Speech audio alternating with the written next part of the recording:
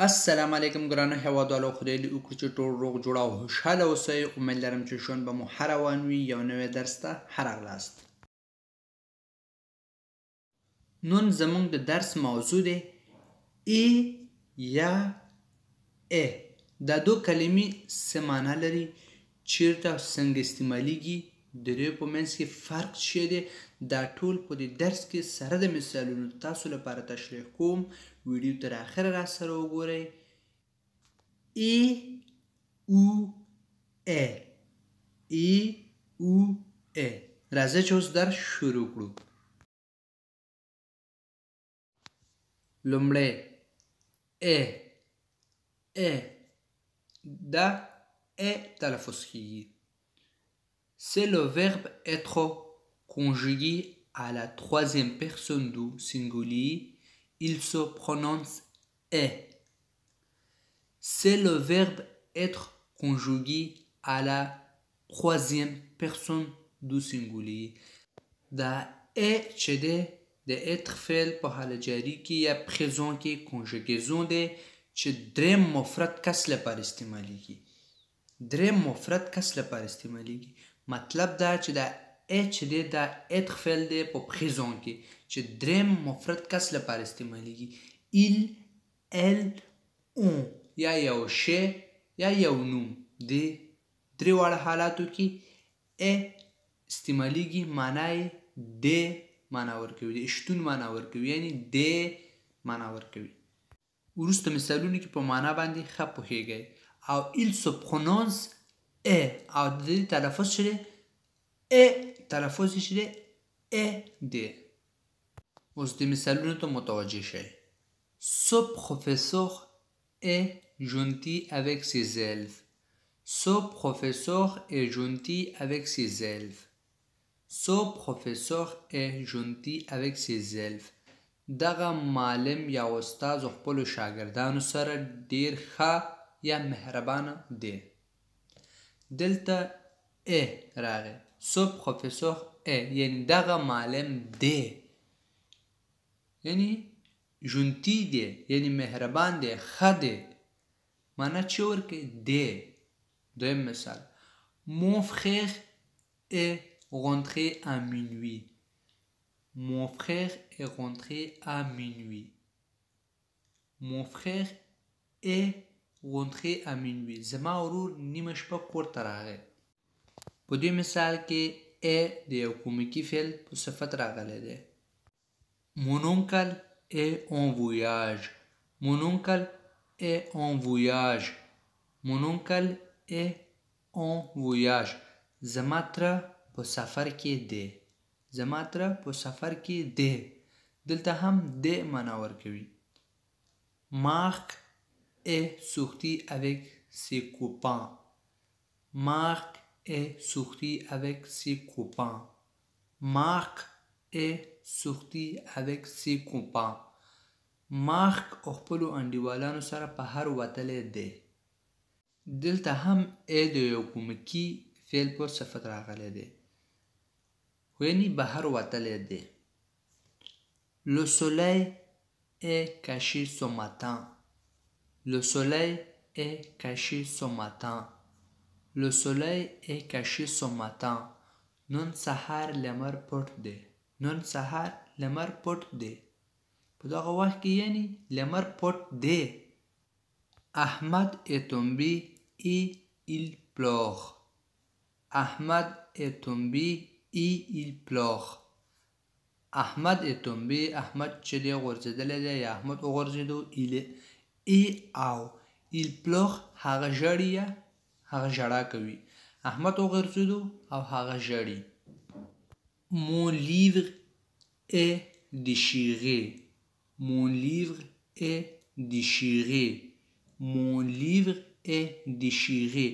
زما کتاب اشکېدلی دی. est déchiré اشکېدلی دی. déchiré وای اشکولو ته. La lampe est encore allumée.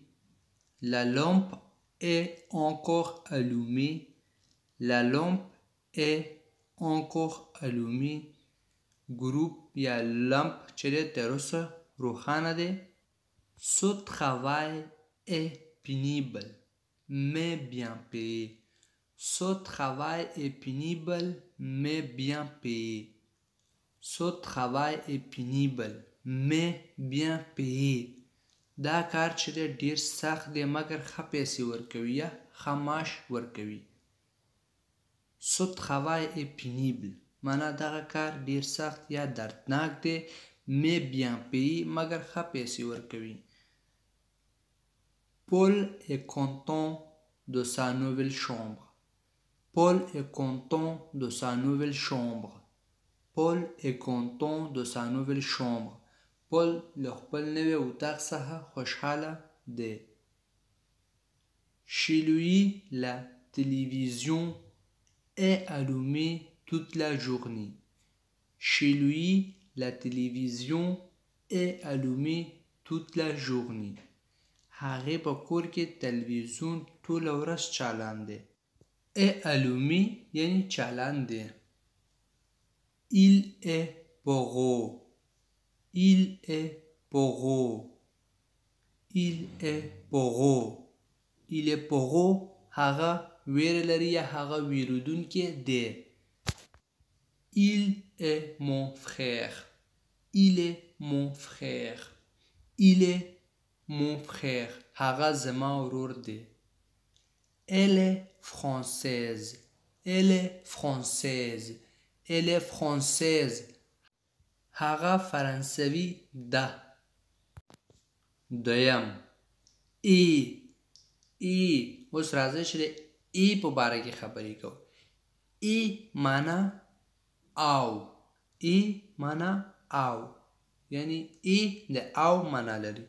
C'est un mot qui ne change jamais. Il se prononce I.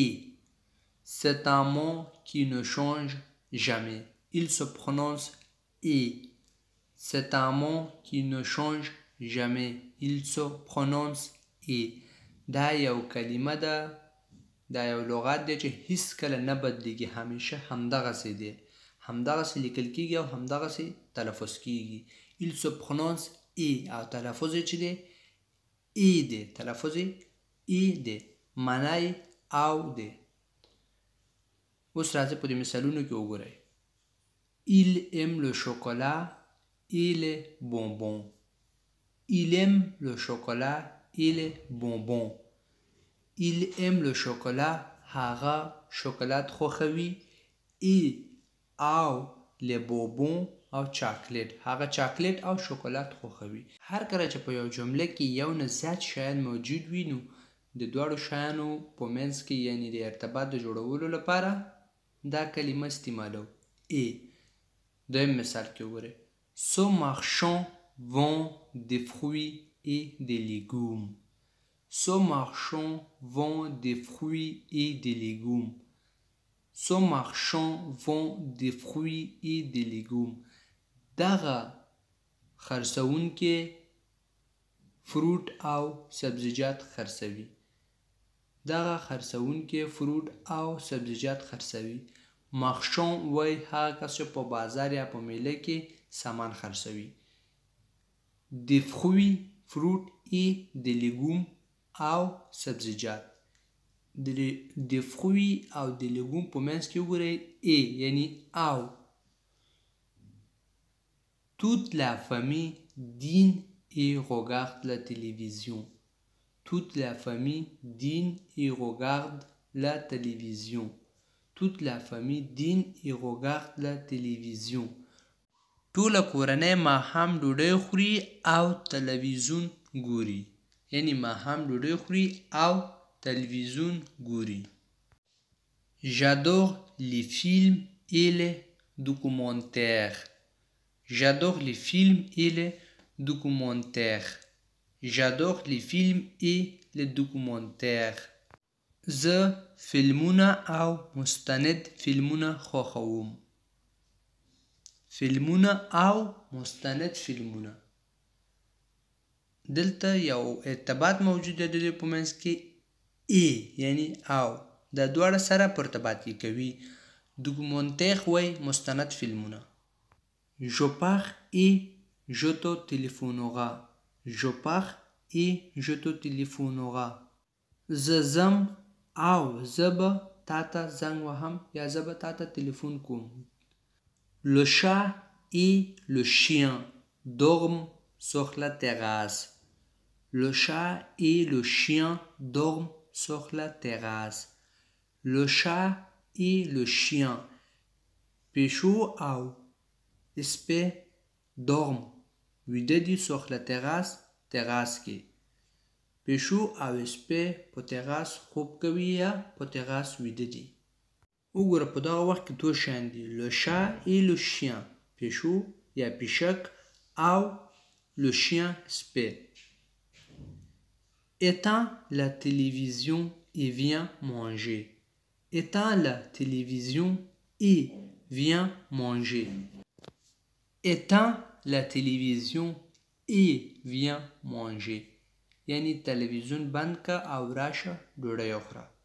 Éteins la télévision تلویزیون بند که ګل که et او viens manger راشه ډوډۍ وخوره. Prenez vos livres et vos cahiers. Prenez vos livres et vos cahiers. Prenez vos livres et vos cahiers. دا کتابونه او کتابچې دي واخله. دا کتابونه او کتابچې دي واخله. دا زمونږ درس و. امید لرم چې ورباندې پوه شوي یاستئ. که چیرې کوم مشکل لرئ نو تاسو کولی شئ په کمنټ کې راته ولیکئ چې راتلونکي ویډیو کې د هماغې په باره کې خبرې وکړو. ویډیو لایک او شیر کړئ چې نور ملګري هم وویني. چینل سبسکرایب کړئ. کله چې یو نوی درس شیر کړو تاسو لپاره ورسیږي.